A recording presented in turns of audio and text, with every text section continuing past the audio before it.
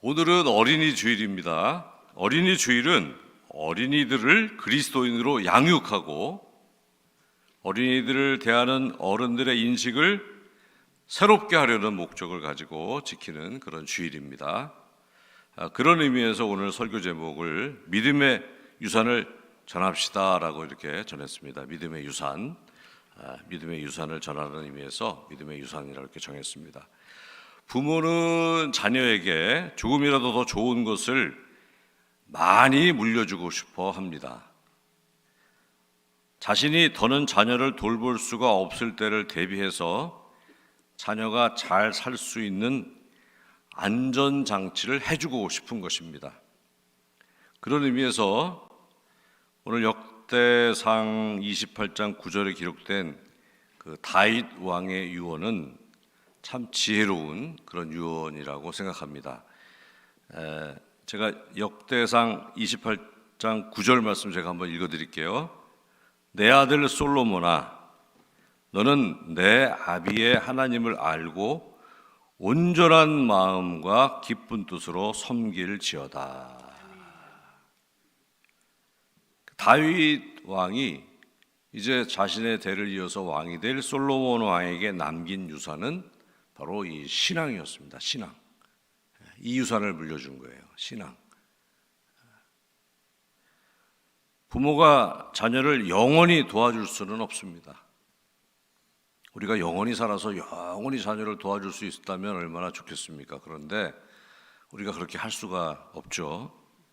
그런 우리 자녀가 무슨 힘으로 사는 것이 가장 바람직하겠습니까? 누가 우리 자녀를 도와주고 우리 자녀가 누구의 힘으로 사는 것이 가장 멋지게 사는 그런 부모가 걱정 없이 사는 삶이 어떤 삶이겠습니까?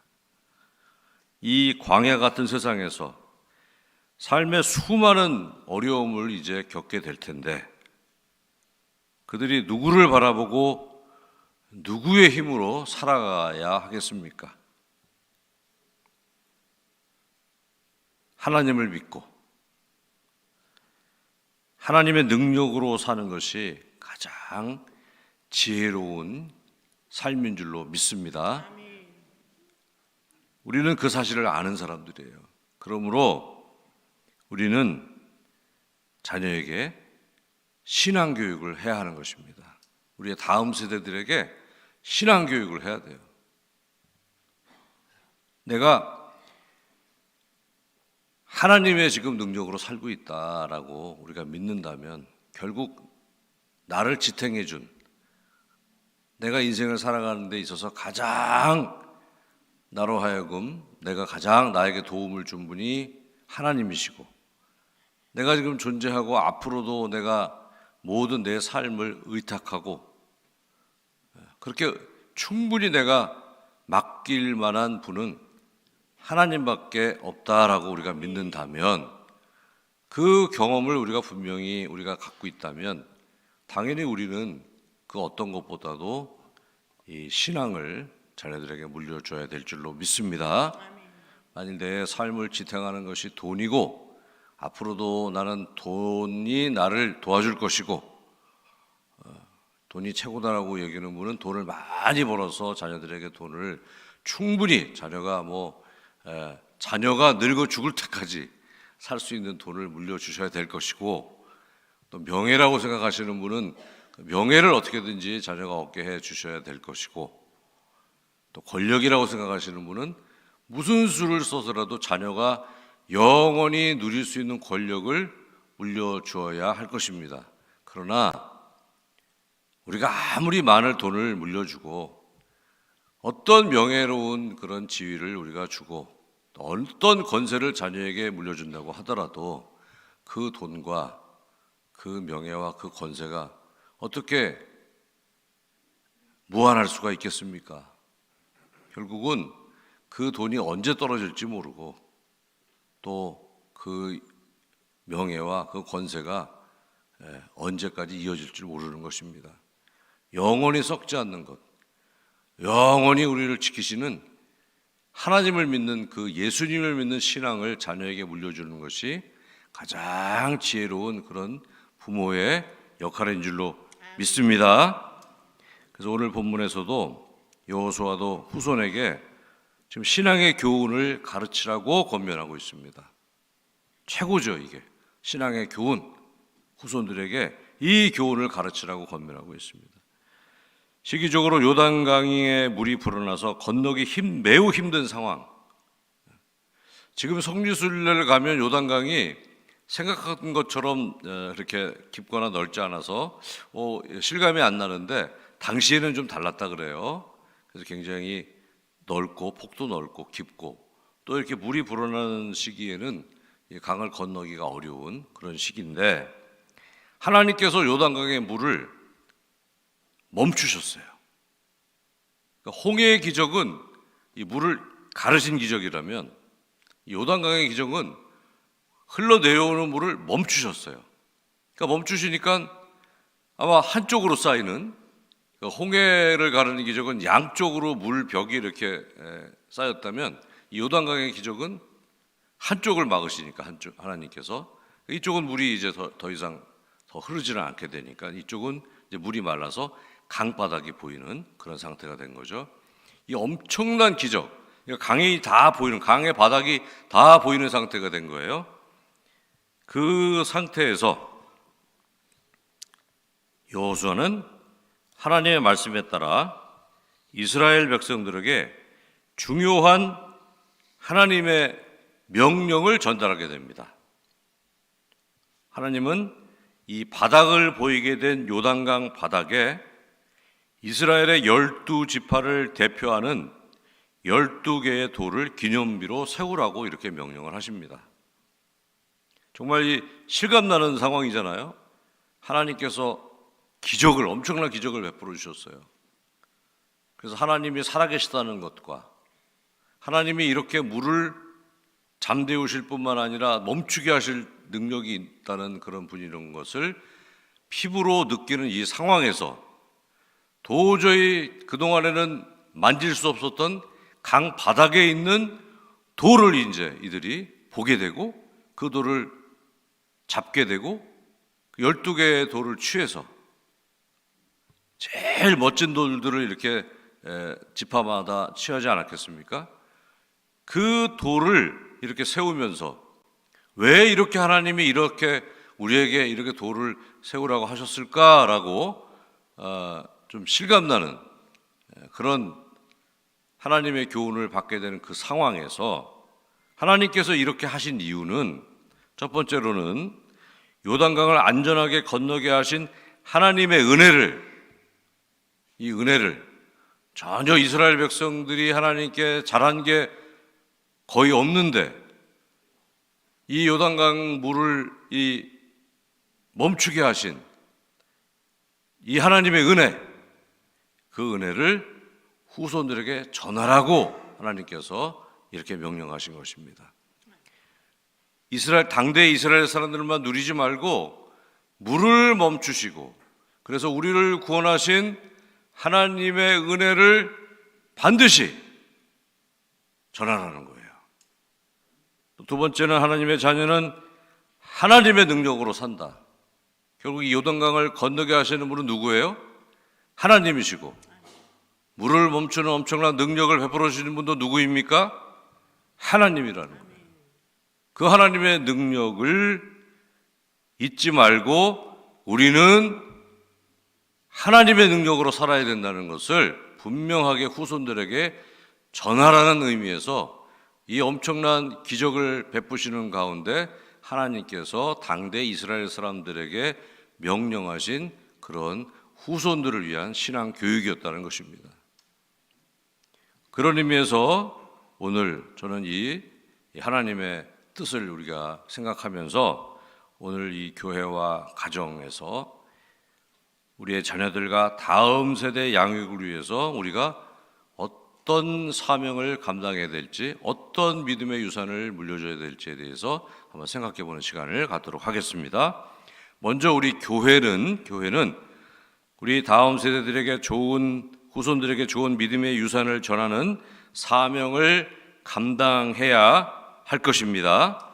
하나님은 당시 이스라엘 12지파를 의미하는 그 의미로 12개의 기념비를 세우게 하셨습니다. 하나님께서 그냥 한 개의 기념비를 세우라라고 하실 수도 있는데 12개를 세우라고 명하신 이유는 이스라엘에게 있어서 공동체 의식을 말씀하시는 거예요. 너희들 함께 협력해야 된다. 함께 모든 앞으로 어려움들을 같이 극복하고 기쁨과 슬픔을 함께 나눠야 된다라는 의미에서 이 공동체 의식을 이들에게 전했던 것입니다. 신앙생활에 있어서 공동체 정신은 매우 중요합니다. 우리가 집에서 각자 얼마든지 동영상을 보고 설교도 드릴 수 있고 예배도 드릴 수 있어요. 우리는 코로나 때 그런 일을 경험했습니다. 그것이 잘못됐다고 할 수 없어요. 하지만 더 중요한 것이 또 있습니다. 이렇게 한 장소에 모여서 한 하나님, 한 분의 예수님, 한 분의 성령님을 삼위일체이신 하나님을 함께 예배하고 함께 사명을 받아 함께 섬긴다는 것은 매우 중요한 일인 줄로 믿습니다. 이곳에서 우리에게 공통된 사명이 있다는 거예요. 각 교회마다 모여있는 분들은 공통된 사명이 있습니다. 그것을 함께 하는 거예요. 함께 하나님께 주신 사명을 감당하게 우리에게 이 자리에 모이게 하셨다라는 거예요. 교회는 아픔을 함께 나누고 함께 기도하고 함께 이겨내야 하는 공동체적 사명이 있는 줄로 믿습니다. 우리가 한국교회 전체를 위해서 여러분들 기도하시겠지만 우리 주변에 있는 교회 분들 이름은 우리가 모르잖아요. 그죠? 그분들이 아플 때 우리가 알 길이 없습니다. 그러나 우리 교회 안에서 누군가 육체적인 아픔이나 정신적인 아픔이나 어떤 고통이 있으면 우리는 그분의 이름을 부르며 기도하지 않습니까? 그런 의미에서 우리가 함께 한 군데 모여 있다는 것은 매우 중요한 것입니다. 매우 중요한 의미가 있어요. 그런 의미에서 오늘 이렇게 교회 등록하신 우리 채은이, 제가 직분을 모르기 때문에 성도님이라고 이렇게 부르겠습니다. 너무 귀한 그런 선택을 하셨다고 저는 믿습니다. 이름이 함께 불려지는 거예요. 이분의 이름이 함께 기도하고 함께 이제 교회 공동체 일원이 되었다는 것입니다. 너무 귀한 일이에요. 교회는 주님 앞 안에서 함께 기뻐하고 함께 어려운 일이 있으면 함께 슬퍼하고 함께 예수 그리스도의 능력으로 그 어려움과 고난과 시험을 극복하며 함께 기도하고 사랑하고 위로한 승리의 흔적이 있어야 할 줄로 믿습니다. 그 승리의 흔적이 있어야 돼요. 함께 기도해서 함께 같이 위로하며 이겨내는 흔적들이에요. 이뤄내는 흔적들. 그런 의미에서 우리 교회 교육은 참으로 중요한 일이고 교회 공동체가 하나님의 승리, 교회가 하나님의 뜻에 따라 함께 승리한 일을 전하는 것은 매우 중요한 일인 줄로 믿습니다. 저절로 교육이 돼요, 사실. 교회 그 함께한 승리한 흔적들은 우리 후손들에게 저절로 그냥 앉아서 교육이 됩니다. 우리 모두는 좋은 모범을 보이는 신앙의 선배가 되도록 노력해야 될 줄로 믿습니다. 그냥 내 혼자의 몸이 아니에요. 나를 바라보는 우리의 후배들이 있다는 것입니다. 교회 다음 세대가 있다는 것을 잊지 마시기 바랍니다. 그 좋은 모범을 보이는 선배는 존재 자체가 후배들에게 좋은 영향을 끼치게 되는 것입니다. 역사와 전통이 있는 운동 경기 팀에는 수많은 승리의 경험과 기억들이 있는 전설의 선수, 전설적인 인물들이 있습니다. 그래서 그 모범적인 선배 선수들의 승리 경험과 기억이 후배 선수들에게 신뢰를 주고 확신을 주는 것입니다. 이 전설의 선수가 오랜 승리의 경험을 통해서 이 경기는 이길 수 있어 라고 이야기하면 후배 선수들은 그 선배 선수가 이겼던 승리의 경험을 기억하기 때문에 저 선배가 얘기하면 우리도 분명히 이길 수 있는 거야 라고 확신을 하게 되는 것입니다. 그래서 저도 한번 우리나라 운동선수 중에서 전설의 선수를 한번 생각해 봤습니다. 오늘은 농구 이야기를 한번 제가 해볼게요. 농구. 예전에 농구를 잘했던 선수 중에 신동파 선수라고 있었습니다. 연식이 저도 좀 있어서 신동파 선수 기억하시죠? 그 선수가 등장하면 그냥 던지기만 하면 다 골이 되는 거예요. 그래서 그 선수가 국가대표 경기할 때 있느냐 없느냐가 큰 차이예요. 그 선수가 있으면 이길 것 같고 그 선수가 빠지면 질 것 같아요. 있어야 돼요. 있기만 하면 이제 보는 사람도 안심이 되고 같이 뛰는 선수들도 힘이 나는 거예요. 그 다음에 아주 또 골을 잘 넣었던 이충희 선수가 있습니다. 이충희 선수. 그 다음에 허재 선수가 있습니다. 그 이후로는 제가 그렇게 잘 몰라요. 예. 거기까지 제가 하여튼 그 선수들이 안에 있으면 전설이에요. 레전드입니다. 살아있는 레전드예요. 그래서 야, 저 선배랑 같이 내가 운동장에 서 있다니. 그래서 상대 선수들도 존경하는 거예요, 사실 마음속으로. 그래서 그 선수가 있으면 그야말로 이렇게 확신이 생기는 것입니다. 그런 의미에서 우리 교회에도 전설이 있어요.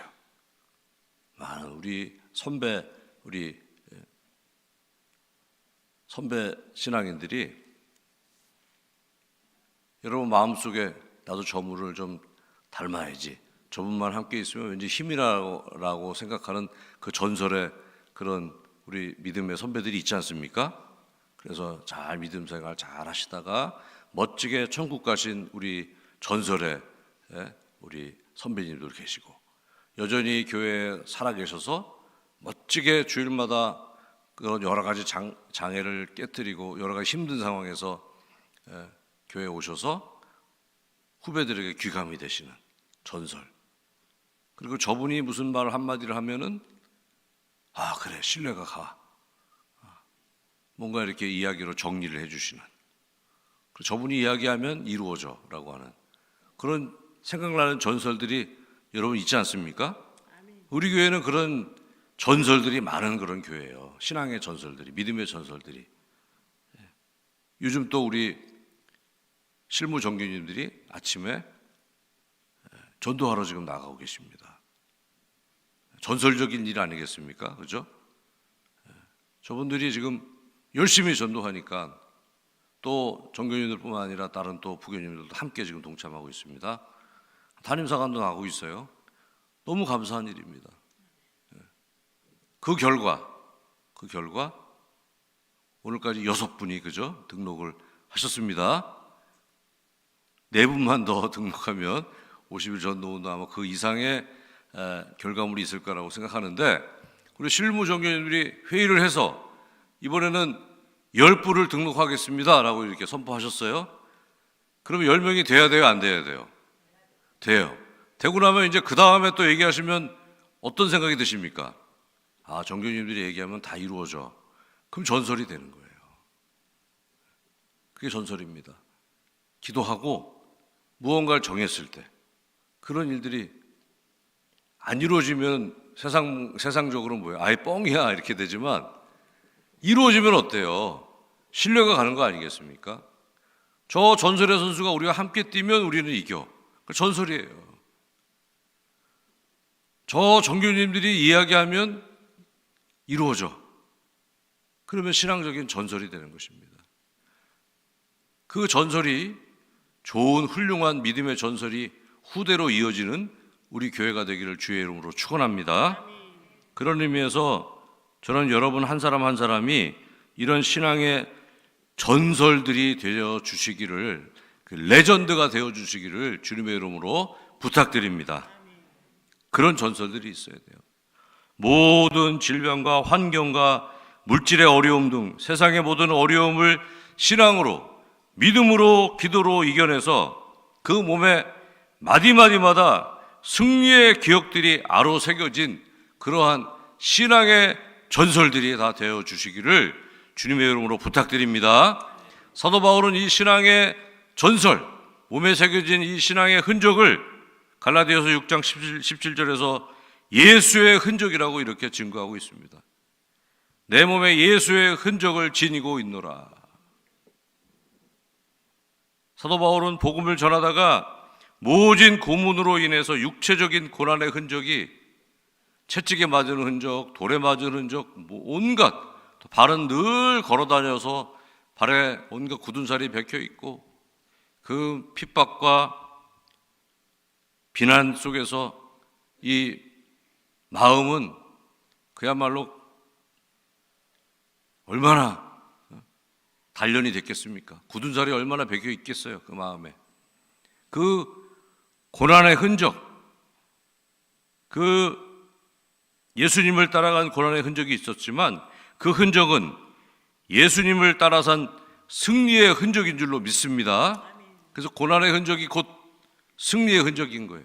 사도 바울의 몸에 있는 이 채찍 자국은 그냥 맞은 자국이 아니라 그 고난을 이겨낸, 그 믿음으로 끝까지 예수님을 따라가는 의리를 지켰던, 믿음을 지켰던 승리의 흔적이었다는 것입니다. 그런 의미에서 사도 바울은 예수의 흔적을 지니고 있다고 자신 있게 이야기를 한 것입니다. 야고보 사도는 무릎을 꿇고 기도를 하도 많이 해서 무릎이 낙타 무릎 같았다고 합니다.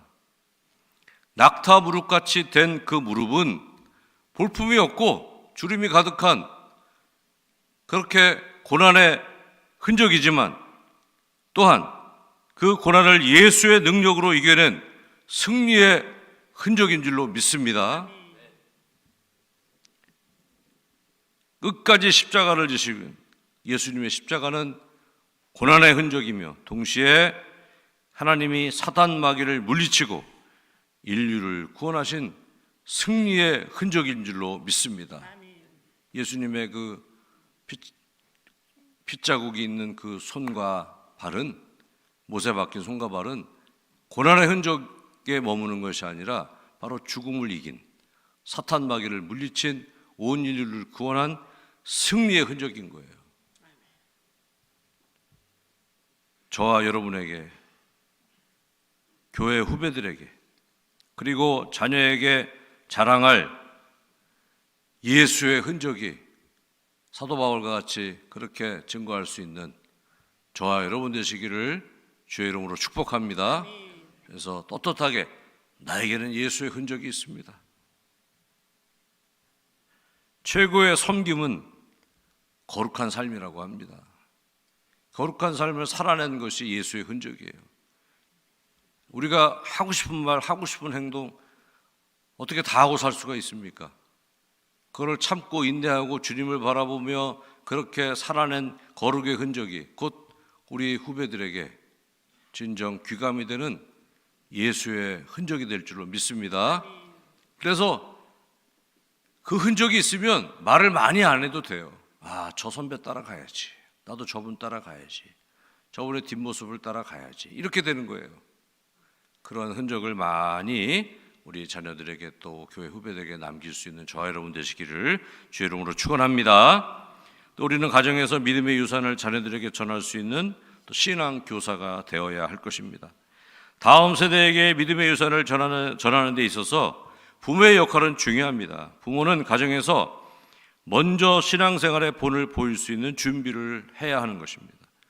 우리가 진짜 그리스도인인지 아닌지를 가장 잘 아는 사람들은 가족입니다. 그래서 우리는 가족들에게 인정받는 그리스도인이 되기를 힘써야 할 것입니다. 가족의 평가는 신앙생활의 중요한 잣대입니다. 가족은 가장 관대하면서 동시에 가장 박한 점수를 주는 사람들입니다.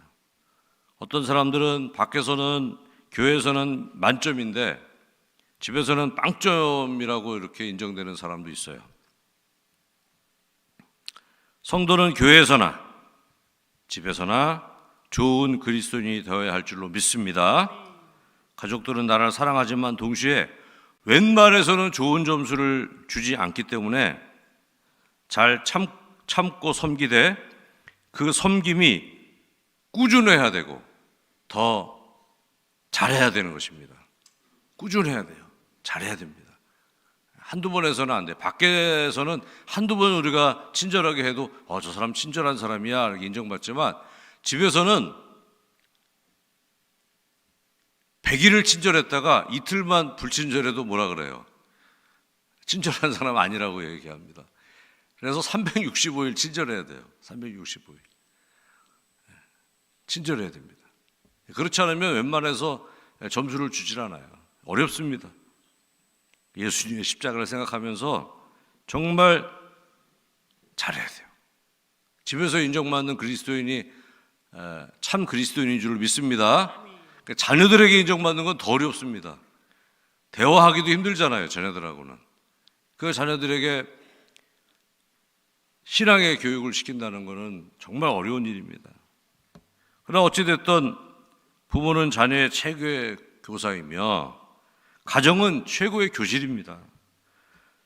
좋은 선생님은 완벽한 선생님이 아니라 발전하는 선생님입니다. 자신의 부족함을 알고 그 부족함을 채우기 위해서 끊임없이 노력하며 발전하는 선생님이 제일 훌륭한 선생님이 되는 것입니다. 하나님 말씀을 묵상하고 순종하며 살려고 애쓰는 부모의 모습이 자녀에게 가장 좋은 신앙의 교육이 될 줄로 믿습니다.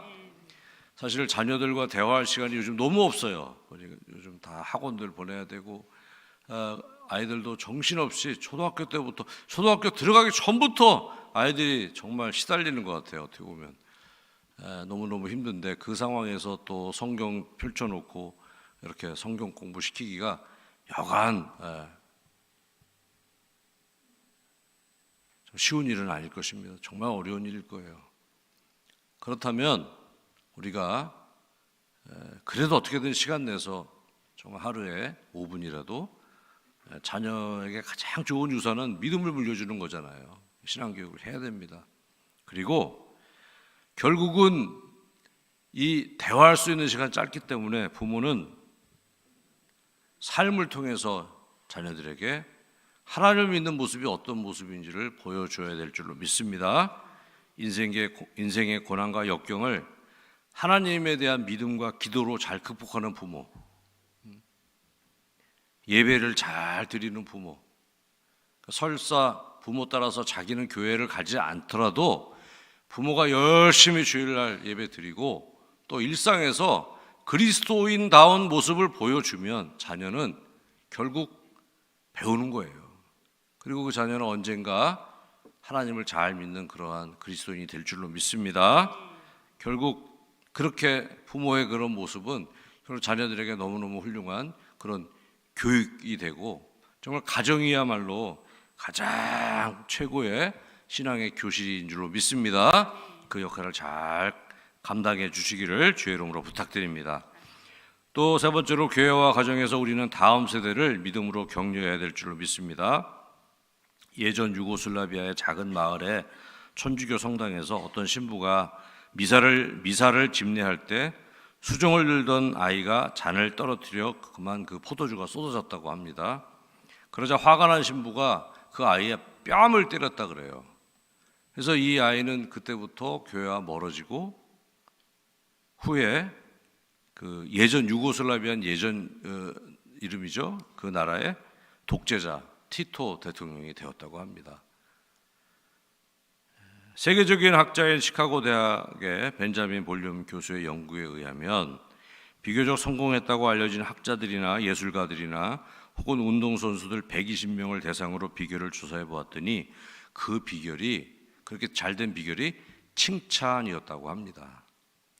아이들이 처음에는 부족해도 그 칭찬을 해주면 칭찬에 걸맞는 인물이 되려고 노력한다는 거예요. 그러다 보면 그 수준이 높은 수준에 도달하게 된다고 합니다. 책망을 자주 하게 되면 처음에는 내가 잘못했나 보다라고 그렇게 생각하다가 이제 책망이 너무 지속되면 나는 스스로 머리가 나쁜 아이야, 나는 쓸모없는 하찮은 존재라고 이렇게 인식을 하게 된다 그래요. 그래서 책망을 너무 많이 그렇게 해서는 안 된다는 것입니다. 우리는 믿음의 격려를 하는 그러한 신앙의 선배, 부모가 되어야 될 줄로 믿습니다. 오늘 본문 7절 하반절을 보면 이제 이스라엘을 교훈하면서 여호수아가 하나님의 말씀을 대언하는데 이 돌들이 이스라엘 자손에게 영원히 기념이 되리라라고 이렇게 증거하고 있습니다. 즉 하나님이 명령해서 12지파의 돌을 이렇게 세웠는데 이 돌들을 통해서 영원히 이스라엘 백성들에게 소망을 주고 믿음의 격려를 하시겠다라는 하나님의 뜻입니다. 이 12개 강을 멈추게 하신 이 하나님의 그런 능력을 기억하며 이 능력으로 살아라 라고 하나님이 가르쳐 주신 거예요. 돌도 이렇게 쓰임 받는데, 그렇죠? 이 돌도 쓰임 받는데 특별한 피조물인 우리는 더 적극적으로 하나님의 소망과 격려를 주변에 전하는데 쓰임 받는 사람이 되어야 될 줄로 믿습니다. 그런 의미에서 우리 주변 사람들 한번 격려해 보겠습니다. 참 훌륭하십니다.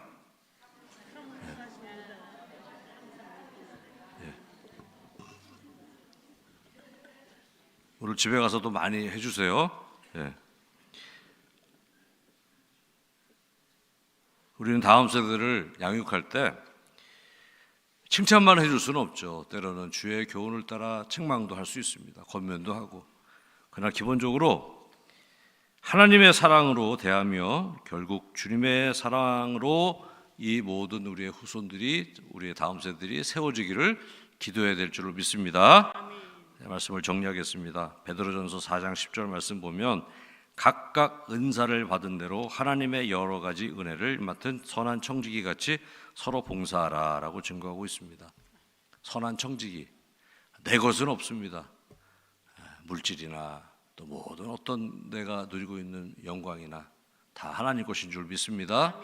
우리의 자녀들도 하나님 것이고 우리의 교회 후배들도 하나님이 보내주시는 후배들이고 그들을 청지기적인 자세로 잘 주의 뜻에 따라 양육하는 것, 그것이 우리의 사명인 줄로 믿습니다.